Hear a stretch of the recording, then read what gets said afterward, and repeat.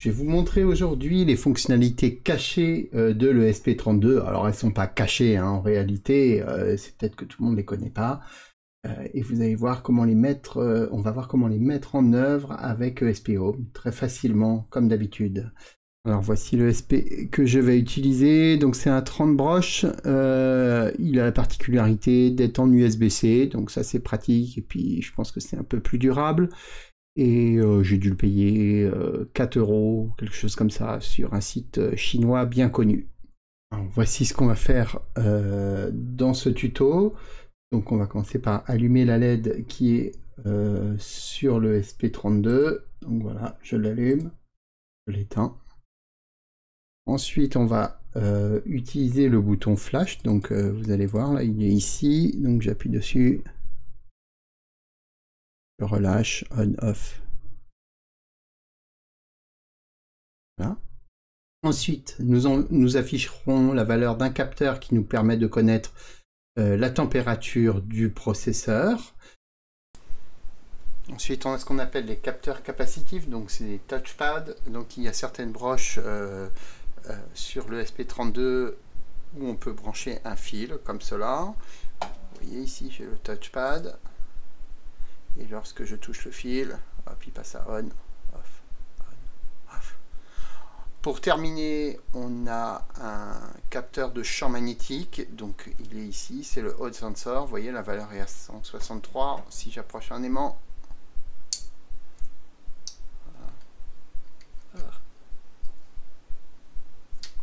voilà, et si je le retourne, je mets le moins, voilà, je passe à moins 600, moins 500. Avant de faire tout cela, une petite remarque sur le Wi-Fi.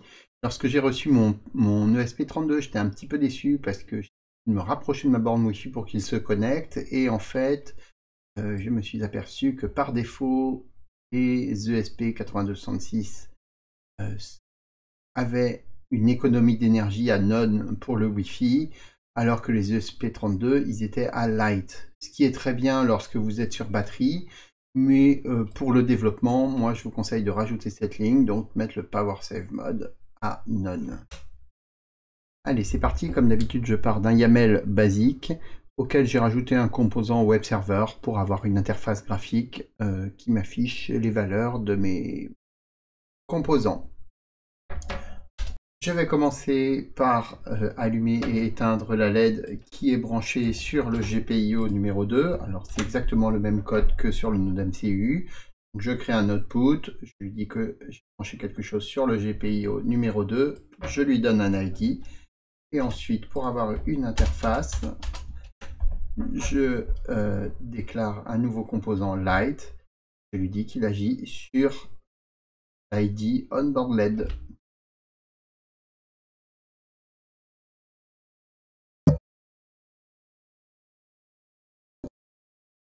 Voici le résultat. Switch, allume.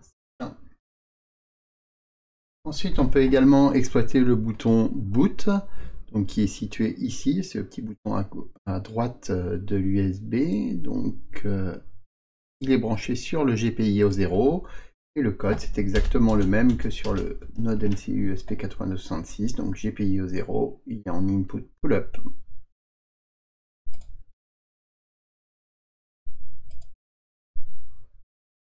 Alors, il y a une petite remarque hein, ici, un warning. Qui dit que le GPIO 0, effectivement, il faut peut-être pas trop l'utiliser parce que lorsqu'on veut reflasher, il faut qu'il soit disponible. Alors en fait, on y arrive à, même si on l'utilise, en fait, on arrive à reflasher en redémarrant le SP32. Et parfois, ça peut poser des difficultés.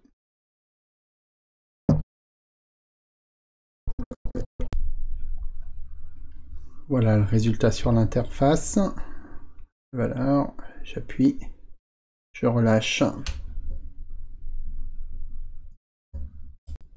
Dans tous les ESP32, il y a un capteur qui retourne la température du processeur.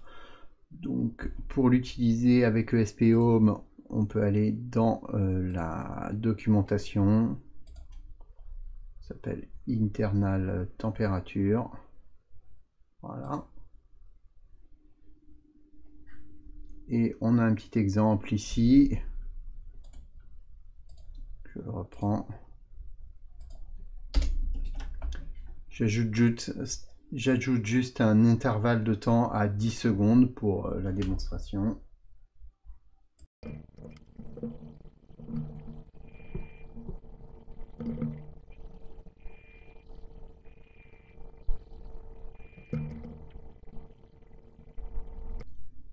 Et donc voici la température du processeur. Alors cela peut éventuellement indiquer, avoir une idée de la consommation électrique de l'ESP32, mais c'est pas toujours très fiable.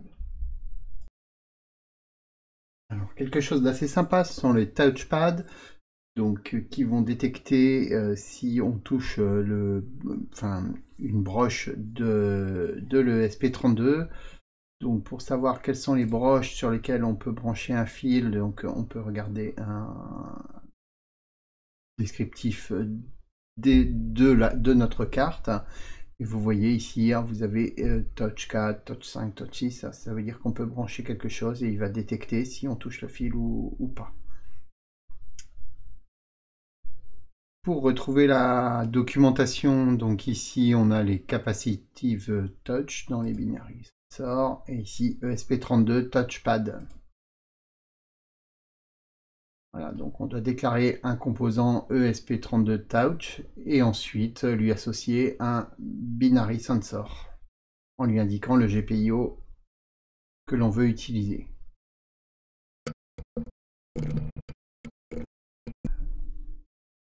Voici donc le code que j'ai utilisé. Donc je déclare mon composant, il n'y a pas d'option dessus, et ensuite dans la catégorie binary sensor, je lui indique que j'utilise le GPIO 32.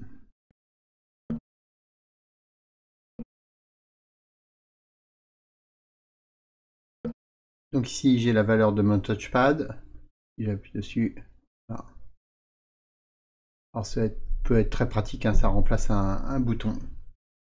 Dernière chose, le capteur de champ magnétique.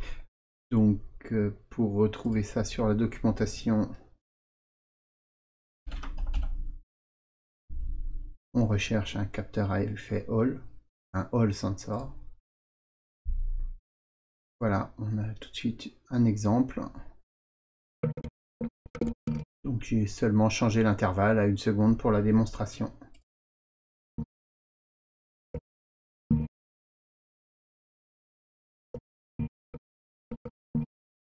Donc voici l'interface.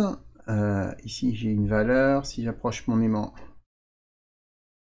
elle passe en négatif. Si je retourne mon aimant, j'ai plutôt tendance à augmenter. Alors, sur la documentation, il y a un beau warning qui indique que les valeurs peuvent ne pas être très précises, hein. C'est vraiment les grosses variations qu'il faut détecter ici.